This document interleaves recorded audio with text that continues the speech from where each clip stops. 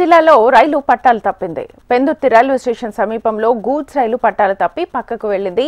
2 బోగీలు track తప్పడంతో వెంటనే railway సిబ్బంది మరమ్మతులు చేపట్టారు. ట్రాక్ క్లియర్ చేసేందుకు చర్యలు చేపట్టారు.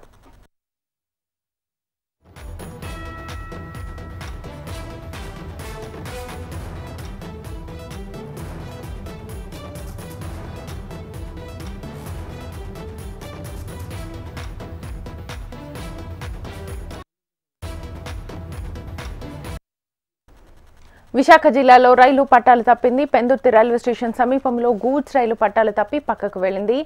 2 బోగీలు ట్రాక్ తప్పడంతో వెంటనే రైల్వే సిబ్బంది మరమ్మతులు చేపట్టారు. ట్రాక్ క్లియర్ చేసేందుకు చర్యలు చేపట్టారు.